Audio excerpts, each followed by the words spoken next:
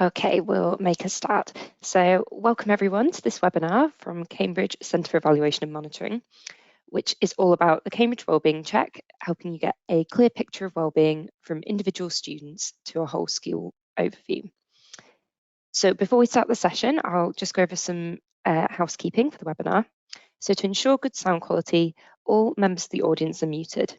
If you'd like to ask a question, and please do ask questions as we run through the session, you can use the question box, which should be located on the right-hand side of your screen. We will answer any questions left over at the end of the webinar, but we'll also keep an eye on it through the session and look at them as we go.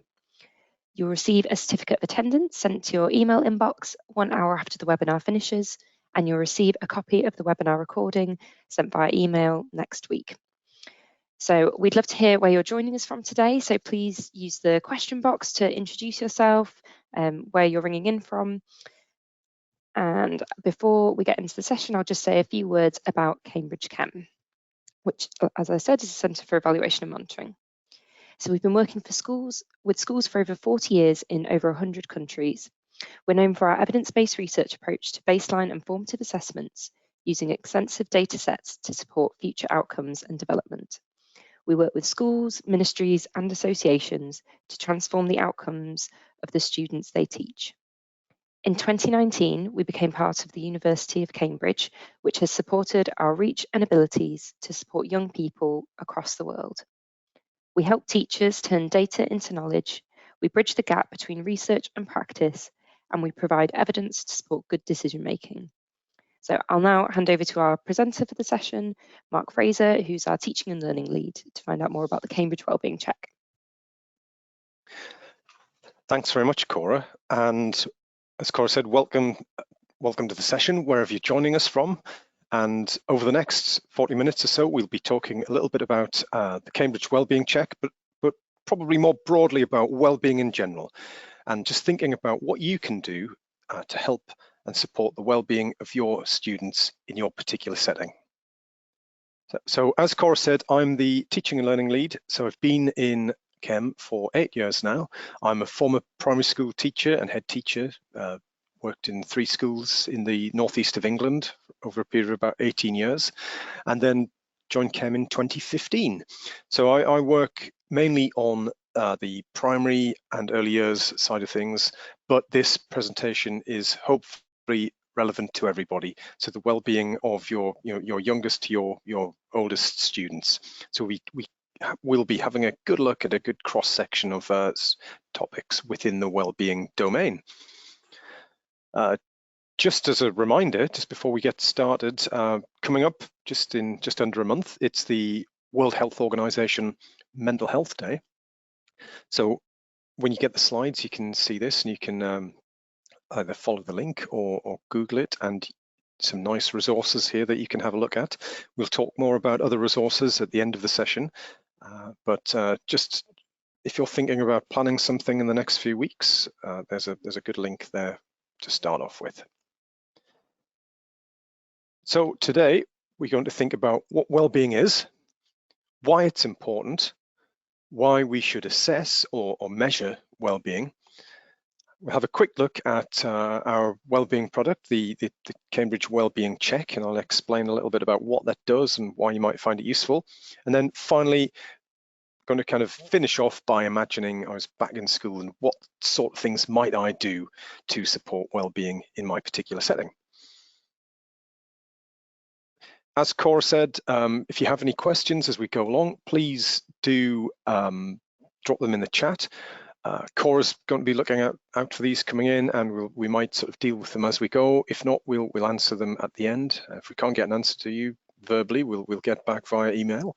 But please, introduce yourselves and do drop your questions in if you've got anything that you'd like to ask. So before we begin, just a very sort of brief recap on what's gone on in the recent past. I think, as we know, it's been a strange few years. 2023 seems almost like a world away from what was going on in early 2020. As we know, lots of things have changed globally. All sorts of things that we never thought would happen in our lifetimes perhaps have, from global pandemics to wars in places that we never expected, the global financial situation, terrible natural disasters, all sorts of things affecting all sorts of parts of the world in quite unpleasant ways. And this is a little bit of research that comes mainly from the UK, but I think is possibly relevant in many places. The trends seem to be fairly similar globally. But this is from the Children's Society, the Good Childhood Report, just from last year. And it describes the sort of what they call the wellbeing landscape. And it's based on a study that's carried out across households in the United Kingdom. And really, it's kind of reassuring in some ways, but sort of depressing in others. If we look at some of the findings, reassuringly, it's showing that family life is generally stable. You can see these kind of reported well-being scores, if you like, from 2009, 10 up to 2019, 20. So this is just on the eve of the pandemic. And you can see family life is sort of bumping along quite nicely there, fairly consistent. But this is young people's reported feelings to, as well as the family life as a whole, and also life in school. And as you can see in both of those cases, well, life as a whole, it's a fairly consistent downhill trend. Life in school, a little bit more sort of up and down, but generally the trend is down. So there's this strange sort of contrast between students feeling quite comfortable and secure in the home environment, but more broadly in life and in school in particular, they're not quite as content. So we're going to have a think as we go on about what we might be able to do about this, particularly in the context of school or college. So well-being, as we know, was turned on its head in 2020 in many ways, with all sorts of strange sort of conditions that became sort of commonplace, like not going to school, not going to work, staying in the house, far more than would have previously been experienced. So we had this follow-up survey from the couple of colleagues in our assessment and research team, and this is Matthew and Filio, and they looked at well-being of teachers and the well-being of students through the sort of the lens of the teacher's eye, if you like. And as you can see, you can follow the link and you can read all of this in this report on the right here, but basically 72% of respondents, who were mainly teachers, overall, they felt that their students' well-being was worse after the pandemic, with 55% saying a little worse and 17%, quite a big chunk of the population, saying that they felt their students' well-being was much worse. That's sort of quite sort of sad news. As you can see, just there are the responses just out in the graph there. So you can see that great big sort of pink sort of bar in the middle of the graph there, thinking, teachers' perceptions of students being a little worse, fairly dominant there in that group. And as you can see, the sort of the dark maroony, dark red color to the right there, much worse, is still a significant chunk of the population. Not happy news. So on the back of that, what does well-being mean, especially in the current context in schools and colleges? So when we were having a think about what we might be able to do in Cambridge and Chem in particular to support well-being, we wanted a sound basis for what we were going to develop, what we were going to do. And we were aware that there had been some work carried out in the Faculty of Education at Cambridge University by two academics, so Ros McClelland and Susan Stewart, just a few years ago, so it's fairly recent, 2015, and they were looking at measuring children and young people's well-being in the school context, because that's quite unusual. There are lots of websites where you can find information with various studies and also academic journals about well-being, but very few of them relate directly to the school context. quite often school is only just one slice of the pie, so they're looking at quite a specific angle here. So that's what we decided to use to base our wellbeing check on. And it does distinguish between well-being for children and adults, which not all surveys do, and they proposed a well-being framework as well, which has 4 areas. The 4 areas are kind of grouped into sort of pairs. So we've got feelings and functioning. Within the feelings sort of pairing, we have life satisfaction. So that's how much students experience contentment and overall life satisfaction in general. And negative emotions, so how inclined students are to dwell on negative thoughts or be troubled by feelings like anxiety, stress, or sadness. Then on the other side of the model, we have the functioning, the doing, and that's quite interesting because this is split into interpersonal well-being. So we have how effectively students relate to others, that's their peers and their teachers, and also competence well-being. So that's how well-equipped students feel. How well prepared do they think they are to succeed in the world of education, and then afterwards in the world of employment. So we'll talk a little bit more about this when we talk about the wellbeing check itself. But the key messages, the key findings from that report are that well-being is a subjective psychological state. So that means it changes. So that it changes both over time, but it also changes according to context. So that perhaps explains the graphs I showed a few minutes ago, where children can be feeling very different at home to in school and vice versa. And also children who have very similar physical circumstances, material circumstances, can experience very different levels of well-being. So you could have siblings, living in the same house, same family, but have very different dispositions. So how on earth do we know who is struggling? Who do we need to support? Well, we need to just ask the children. We can't make any assumptions, because as mentioned, the physical circumstances can cloak things. It can hide what might be quite obvious to a child we might not be able to see. So we do need to ask children in a confidential and supportive and safe way. So we'll talk more about that when we get to the wellbeing check. But firstly, just very briefly, why is wellbeing in schools important? It's quite a short section here. Just in a nutshell, it's essential, we think, to academic success. Not surprising, perhaps, that if you are in a more positive place, you are more likely to be highly motivated, and therefore you're more likely to make progress and succeed. So well-being is linked to motivation there, but that is also subtly different to engagement. And the most basic form of engagement is school attendance. Again, when I was head teacher, that was the key metric that I was always sort of measured on. Every time I was visited by local authority or government inspectors, they wanted to know about attendance. How many of my students were not attending? They were the vulnerable students. They are likely not to be learning. Of course they are. They're not in school. They're probably not doing what we'd want them to be doing in terms of progressing their learning. So if you're not engaged, students with lower levels of well-being are likely to be those children who aren't engaged. Well, they're likely to be playing truant, skipping school, and not fully engaging with their learning. So well-being is essential in that respect. But also from a kind of systematic procedural point of view, well-being needs to be managed.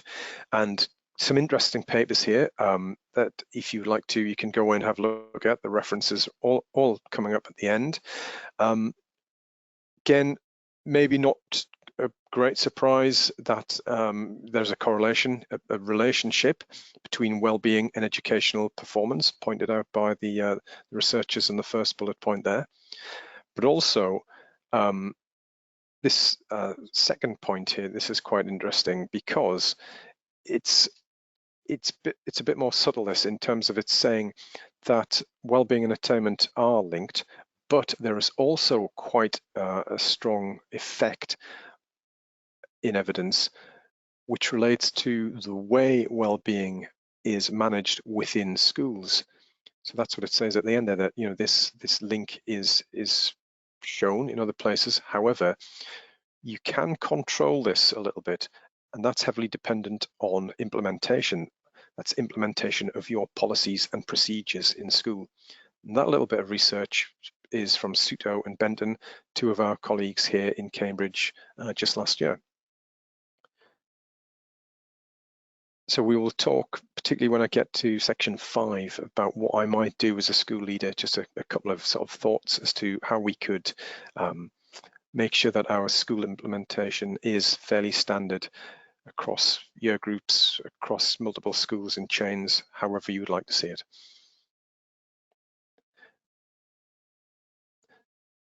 So point 3, why should we assess well-being in schools? Well, I suppose you could just say, why should you assess anything? Why should we assess maths? Why should we assess geography, history, PE, whatever? We are measuring, we are gathering information. And if you can do that, if you can assess something or measure it, you obtain better quality information about that particular aspect of school life. And that increases your understanding of it. And therefore, you are in a much stronger position to take action and to do something about it. So whether that's true of technology or mathematics, we think it's true of well-being. So when I say assess, this isn't a kind of performance measure. This is an information gathering exercise in this particular instance. Just dotting back to that childhood report, it kind of makes the point that I made earlier again, that really, adults should not just be assuming things. We need to ask the children. So that is central to the information gathering process. We need to find out what young people are thinking, how they're feeling.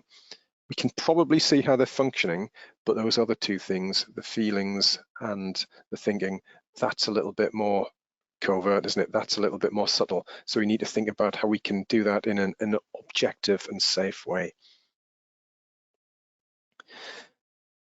One way of doing that is by using a well-being check, and you can use a well-being check to do a few things. You can use it as a teaching tool almost, to teach and explore well-being with students, explain why well-being is important. If you are carrying out a survey or a check like this, you can look at the well-being of groups, how the groups of students in your setting report that they are feeling and functioning. You can drill down to an individual level. And then once you've done that, once you've kind of carried out one wave or one phase of that, you would probably want to look for things that are potential problems, put interventions in place. And then the only way of working out have they worked is to run through the survey again at a later point in the year perhaps, and evaluate the impact of your intervention. And if it's worked, great, keep doing what you're doing. If it hasn't worked, well, perhaps it's time to think again, come at it from a slightly different angle. So a little bit about the Cambridge Wellbeing Check. Again, I'm just showing you this. We can definitely talk to you about using our Wellbeing Check if you'd like to sort of leave your details with us. But whether you're using this one or whether you're using something else, or whether you would like to create your own, we'll talk about some kind of top tips for doing that as well. And our system, we've developed this, and we would maybe suggest that if you're developing your own, you could do something a little bit like this, or you talk to us about using ours. Make sure that it's fairly accessible on various devices. That could be PCs, tablets, laptops, phones even.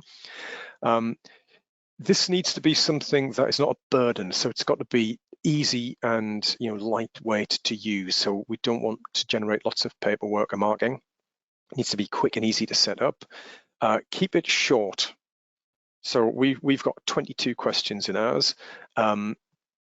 This is something that should just take a few minutes to run through. It should not be a massive undertaking. Keep it flexible so that you can use it to fit in around your curriculum, your timetabling, your school day. And then make it usable, as often as you like. So you could use it once a year or several times a year. Again, it just depends what you're doing and what your needs are. Our questions are really, really basic. We are assessing well-being here, not the understanding of the English language or anything else.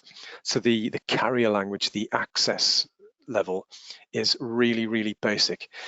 And our well-being check is suitable for students from the ages of 7 to 18, regardless of their language ability. Particularly in sort of the UK setting, we have lots of children coming from overseas for whom English may not be a first language. They may be our most vulnerable students, so we need to make this understandable and as sort of easily accessible as possible. So we have very simple questions and very simple responses. So when I'm at school, I feel happy. Fairly basic. We also have this scale that is I'll show you another slide in a moment, but it kind of, depending on the angle of the question, sometimes it's kind of low to high, or we reverse the scale in other cases. But it's just a frequency of feelings response. So when I'm in school, I feel happy sometimes, or when I'm in school, I feel happy often, or never. And the student just clicks on the appropriate response. Students who are disengaged tend to just click through things quickly, just so they can just get it done and get it over with and go and do something else. So we do throw in a couple of reversed questions as well. Things like, so when I am in school, I feel happy. We will also include, when I am in school, I feel sad, because it would be interesting if that did sort of flag that they were simultaneously often happy and often sad, or always happy, always sad. It just doesn't stack up. So it's a bit of a safety net there. If you see contradictory answers, that's a cue to have a chat with that student and just unpick their responses. Maybe they just don't understand the questionnaire, or maybe they are just clicking through to get finished and done. So if you're constructing your own, have a think about little sort of safeguards and safety nets like that. So as mentioned, it's just a very simple scale. Depending if it's a question about positive feelings, we move up 1 to 5, from low well-being to high well-being. If it's negative feelings, we've got it coded the other way around. So just if you're building yours, just make sure that you've got the scales running in the right direction. Reports, keep them simple. Again, we are providing reports in our system for students, for teachers, and possibly for parents if schools chose to share the information with parents. But we just want very simple and easy and to understand reports. So for a student like this, we can just give them a tick box. These are the responses you gave, a little tick in each box for each question. So there's 5 questions, and you can see where the responses fell. We highlight in, just subtly, you can see there in I feel confident, never. That's a red tick with a bit of shading in the box. So that's just to draw your eye to an area where there may be an issue. Because for all of this, we show data like this. You can see the average response, if you like, for each section of the assessment. Again, the bottom there, negative emotions. This is just made up data, but you can see this particular student, very sort of positive in the first 3 areas, but very low responses in negative emotions. So that's flagged in red. We'd want to know more about that. We're not saying that this is a clinical tool in any ways. We're not clinicians, but what we're doing is we're identifying for groups and for individuals potential areas that you may wish to look at. You are the experts in school. You know your students best, but we hope we can help by just shining a little bit of light on areas where there may be a concern that you can't necessarily detect, again, at individual and group level. So at group level, for instance, we split the data down and we look at the responses for each question, just a proportion of responses in this case, who have reported that they are feeling, negative or positive about their feelings or their functioning in some way. You see the color coding in action again here. We've got some red that's popped up on the bottom row there. I feel I'm doing well, and we've got 20%. We've got 1/5 of the year group here who is saying that of the class, who is saying that they never never feel that they're doing well. So that's not telling us why they don't feel well, but it's flagging up an issue here. So it's something that you would want to make further inquiries into. You'd want to have a think about it, maybe in a tutor group, maybe in an assembly to start with, and then you could get into other activities. So we've got, as part of the package, a range of reports, but we also have, see, we take the data out. You can have verbal reports. We've got little statements. Sometimes that feels a little bit more comfortable when you're not sort of categorizing well-being in such an obvious way. This is maybe a more subtle way of doing it. Lots of reports so that you can see these in the slides. I don't pretend you can read the tiny writing. So when you get the slides, you kind of a look through and look at what each report offers. But also we do have lesson plans, again, a pack, which just could be a script, or you can cherry pick from it, as all good teachers do, and take some ideas about what you could do in your particular settings, because you need to address well-being, I think, or well-being surveys in a couple of ways. You need maybe sort of the formal way of doing it with the well-being check like I've just shown you there. But again, you need to be quite subtle about things as well. Students quite often give the answers that they think that we want. So how confident can we be that we are seeing the truth, if you like, in a survey like this?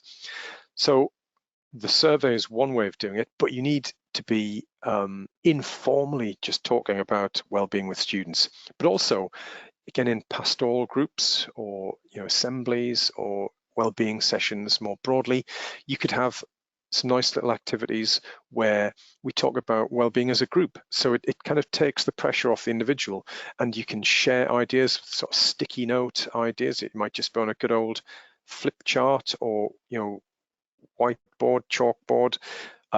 It could be the idea of, sometimes when I was at school, I know my teacher used to have a kind of an anonymous post box. You can write your questions or your thoughts or your feelings on a little piece of notepaper and drop it into the box so that the teacher could just see, later on how people were feeling. But again, it's a way of kind of giving students a number of ways that they may feel more comfortable with, perhaps, that they can respond to your questions to them, but also just give them the chance to flag up any concerns or worries that they have. Again, some nice ideas in here across the age ranges. Also, again, for our users of our system, we've got various methods of support, and you can come back and look at our guidance, or look at our online support hub, or talk to one of our colleagues. Finally, and probably most importantly, what can you do in school to support well-being? How can we improve things?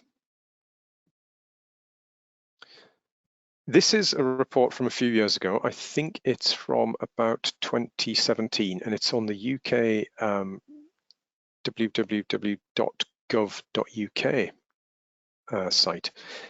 If you're a teacher in England and Wales, you're probably going to be very familiar with this. If not, if you're elsewhere, you can still access it. Just go to that website at the top, gov.uk. It's the UK government website.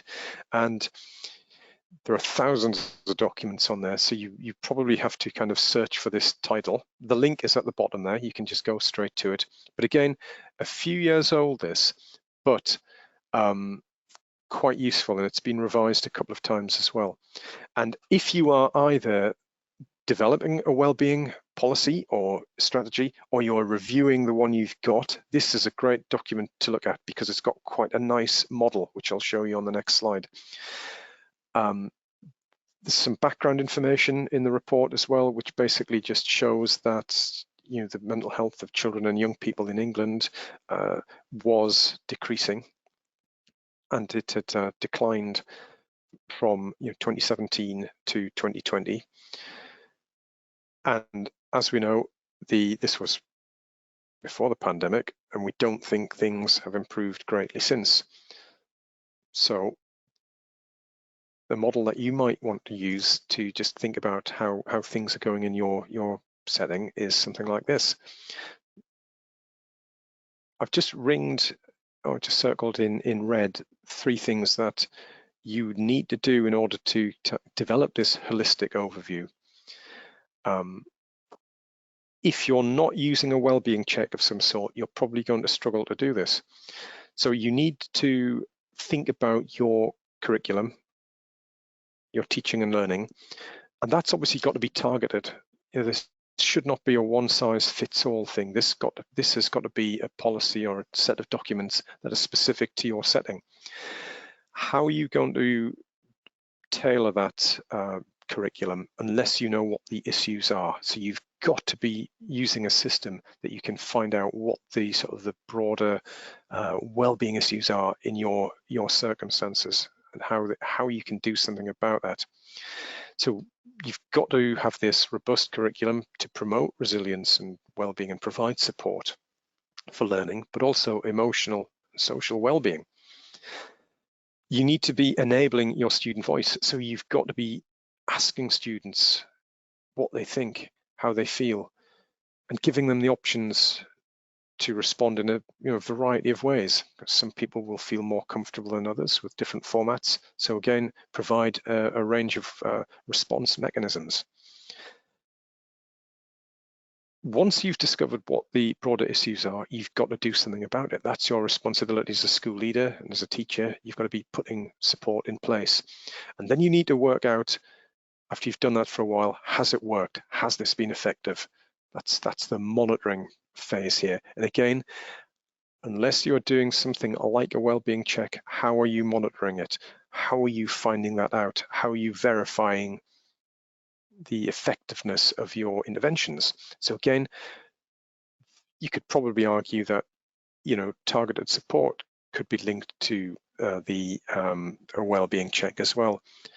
And certainly ethos and environment are as well. I mean, I haven't ringed these, but again, taking this proactive, caring, supportive approach, that's central to a positive ethos and a positive learning environment. So again, a wellbeing check or some kind of survey or some kind of questionnaire is a must, I would say.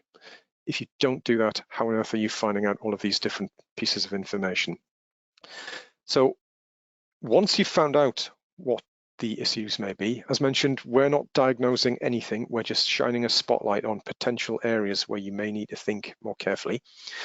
What do you need to do? You need to go away and find out some, look at sort of sources of advice and guidance and think about what you might do as a school. So just a few ideas here about promoting wellbeing in school. We are not connected in any way to the Anna Freud Centre, but we really like their website. Again, a UK-based organisation, but you can access this, around the world. Any of these things that I'm showing you, obviously, you would need to look carefully and just make sure that the content is appropriate for the age and sort of the cultural sensitivities of your particular setting. But there should be something here for everybody. And it's, again, a nice approach to developing a robust and kind of methodical way of supporting well-being, from leading change, to working together as a staff, to understanding the needs of your pupils, promoting well-being, and supporting your staff and students. Again, some really nice ideas and some nice resources on that website. Also, we've partnered up recently with an organisation called Teen Tips. Again, another UK-based organisation. Some of this is they're free of charge for children and young people. There are charged services within this for schools. If you wanted to work with this organisation, there may be a cost. But again, have a look.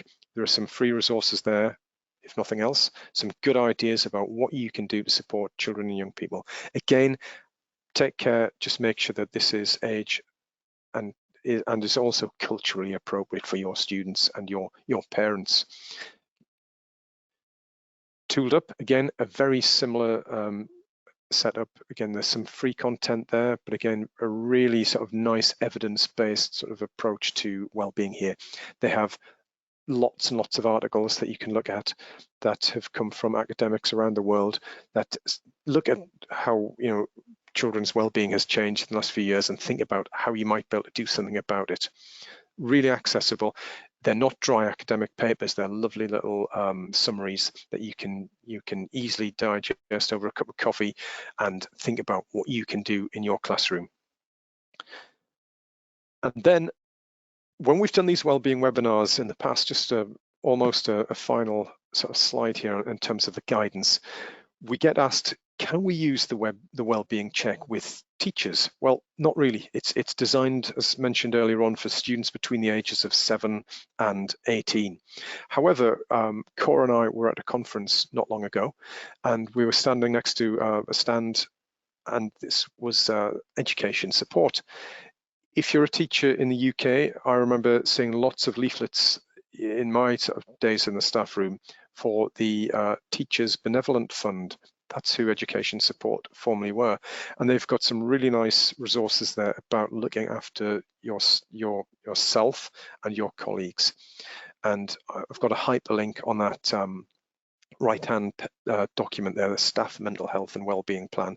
Very short, I think it's about 3-page PDF document about what you might do in terms of looking after the wellbeing, not just of students, but of teachers as well. Because if the teachers aren't feeling great, well, what hope do we have of supporting our students? And then just one parting thought before we go and see if we've got any questions from that Cora spotted coming in.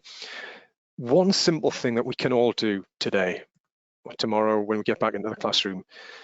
We know that the students who move around are possibly the most, from school to school, are possibly the most vulnerable. Disruption's not great. They may have difficult circumstances at home.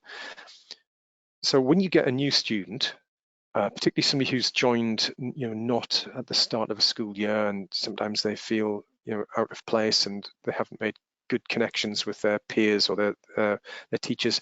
When you see students like that, or for that matter, any student, make sure that every single student in your setting has got at least one strong, appropriate, supportive relationship with an adult in school. Because if they are worried, if they are stressed, if they are feeling anxious about anything, they need somebody to turn to. They need a friendly face. And that's probably the simplest and most effective thing that you can do to make a difference. Everybody needs somebody to talk to, no matter who you are. So please make sure that everybody has somewhere to turn. So thank you so much for listening and for joining us today. And we'll have a think now. If we've got any questions, Cora might pop back on the line and see if there's anything there. If you think about something later on, drop us a line and we can have a chat to you. But Cora, do you have anything there? Oh, well, thanks for your presentation, Matt. That was fantastic. And yeah, we've got plenty of time for questions. So I'll give people a chance now. If there's anything you'd like to discuss further, or anything you'd like to know, please do pop it in the question box. So while we wait for those to come in, we have had a couple. So someone is asking here about a link between academic performance and well-being. So any advice on, for example, if your students who are not doing as well academically are also not, scoring as highly with well-being, any advice on how you might look at that? Yeah, I mean, going back to some of those slides that we looked at earlier on in the presentation, there's definitely a link there. You can check the references out and read up more about that. We've got to, I'll just scan through the slides here. You see the examples of the reports, but right at the end there is the list of references to the documents that we've referred to, and it's probably no great surprise, is it, that children who are feeling less than positive and aren't motivated and aren't engaged are not going to succeed as well academically.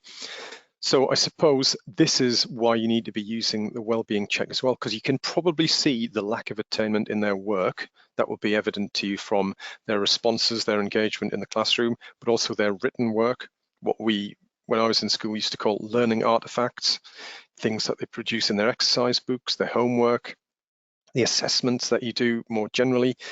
You can see signposts there. You know how your students are performing sort of formally academically. So if you suspect that there is a well-being issue as well, you've got to have that mechanism, haven't you? You've got to have that, whether it's a questionnaire or some kind of worry box, where you can post your sort of anonymous sort of concerns in, or indeed not anonymous. You could be, some students might just want to be upfront with you and just talk to you.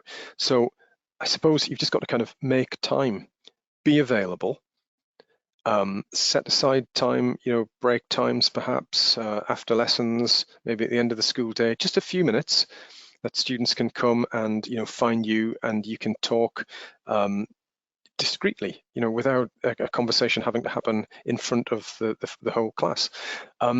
Because, who wants to discuss their problems openly? Not many of us, I'm sure. So we've got, again, we think the link is there.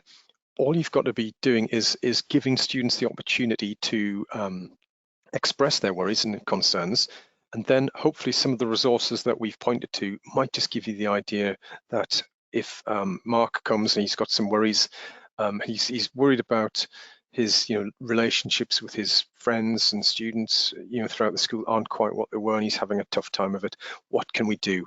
Again, some of the websites we've pointed out have got some really nice ideas about facilitating and supporting student interactions, and building friendships, forming positive relationships, all of those things. Again, because if we're in a friendly, supportive environment, well, the chances are we're going to do better academically. So yeah, there is a link there, and hopefully the resources we've got give you some ideas as to what you can do to help things along. Oh, that's really helpful. Thank you. We've had a couple of questions coming in about how frequently can you use the wellbeing check? So are there any key times of year to check on wellbeing? How regularly can you check? And someone's asking Yeah, how much is an well, overkill? Is doing it weekly an overkill? yeah, well, probably. I think so. Well, the quick answer is you can use it as much as you wanted. You could use it weekly if you want. There's nothing stopping you from doing that, but it is something that you do not want to become a burden, and you do not want it to become too familiar. Otherwise, people will just kind of just tick the boxes as quickly as they can and get it done. We want some thought to be placed into this, so it needs to be kind of frequent enough to flag up any potential problems, but not so frequent that it becomes a bit of a chore and a bit of a burden. So suppose it's a balancing act. You may want to use it more frequently at first, and then as things settle down, less frequently. I would be guessing a good time, if I was in school, I'd be doing something like this at the start of a school year or a start of a term. Again, and then it depends on what you find out. If everybody's reporting that they're generally quite well, then you might think, okay, well, let's just keep doing what we're doing and be there and be supportive. However, if you do uncover that a large portion of your student body is on a fairly frequent basis having negative thoughts and emotions, then you're going to have to think about, all right, what can we do to support this? And then maybe a half-termly or a termly follow-up might be a good idea. But again, it's like everything in life, it's balance. It shouldn't be a chore, it shouldn't be a burden, but it should be a useful and revealing tool.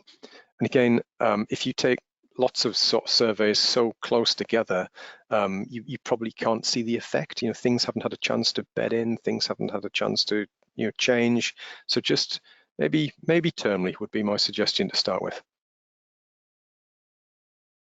Great, thank you. And someone is asking here, saying they have some students in their classroom who struggle to talk about well-being or don't feel confident sharing their feelings. Yeah.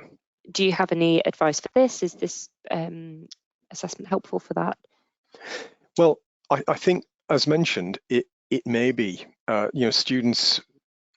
It depends how everything's presented, doesn't it? If we present the well-being check as a very sort of formal, serious thing that you've got to do this and you've got to be brutally honest, and that just doesn't set the scene very well, in my view. I think I would be introducing this in a kind of very low-key way, just saying, look, we're becoming increasingly sort of concerned not just with well-being of students, but teachers, and we want to kind of find a very simple and easy way to find out if you're worried about anything, and just be dead up front, I suppose. Just like if we don't know, we can't help. We used to say to the children in my school, I might be many things, but I'm probably not a mind reader. I don't know what's going on, inside your head. So you've got to kind of tell me if you are worried about something. And it's building trust, isn't it? So if a child tells us something and we handle it in a discreet and safe and sort of very sort of confidential way, they will sort of grow to trust us, because they need to know that we are going to take them seriously and do something about it. So I suppose it's about teachers being there, being supportive, doing the right thing, and being seen to do the right thing in a discreet and helpful way. That said, child protection training, you've got to be very upfront with children as well and say that, you can be confidential with them, but that doesn't mean it's necessarily a secret, because if we do uncover something truly horrendous, then, we've got to tell more people, because we need some help. So, a teacher should never be kind of keeping secrets, as it were, but they just need to deal with things in a very sort of sensitive and a low-key way. So it's just building trust. And if a child doesn't like using the questionnaire, well, what else can you do? Like I said, you might just be there. You might have times of the week when the child knows that they can find you in your classroom at a certain time of the day, and they can have a confidential chat. Or again, you have a little anonymous post box, or you do the sticky note exercises. All of those things, coming at it from a variety of angles, and hopefully you will have a range of response options to suit all of your students. Again, it's like a toolkit. You don't just rely on one tool in the toolbox. You've got a range of tools for different things, different purposes, different situations. Oh, thank you, Mark. That's really helpful advice. So I think we've got time for one more question. Apologies that we haven't had time to get around to everyone, but we will get back to you with answers afterwards. But there's a question, and a couple of questions actually, about early years and younger children. So we've mentioned that the wellbeing check is for children and students aged 7 years and up. Do you have any thoughts or techniques and strategies on addressing wellbeing with younger children? I think so. Again, yeah, absolutely right. In terms of the check is not designed for very young children. As we said, it's from the ages of 7 up.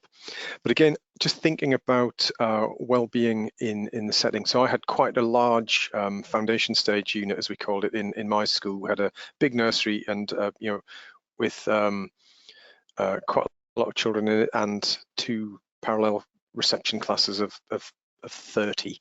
So it was quite a large sort of group of young children, and we used to do things there, because obviously the children are in smaller groups, so you have the benefit of having, particularly in nursery, in the UK in particular, there's a much more favorable adult to child ratio, and there's a more observational culture, I think, in early years. Teachers are doing a lot more of the sort of everyday monitoring, just watching what children are doing, how they're interacting, how they're getting on in terms of their sort of their learning development. So you're seeing all of these different artifacts being produced, whether they're pictures or emerging writing or model making, all the lovely things that children do in the early years. But also teachers are there to spot signs, aren't they? So if a child is not engaging with others and they're sort of just withdrawn, or a child is quite sort of rough and aggressive perhaps with others, or they're angry, or they're upset, well, there's some really obvious signposts that you need as a teacher to be very proactive and just see, choose your moment, have a little chat with the child. Again, it could just be on a one-to-one basis to start with, and just see what is upsetting them.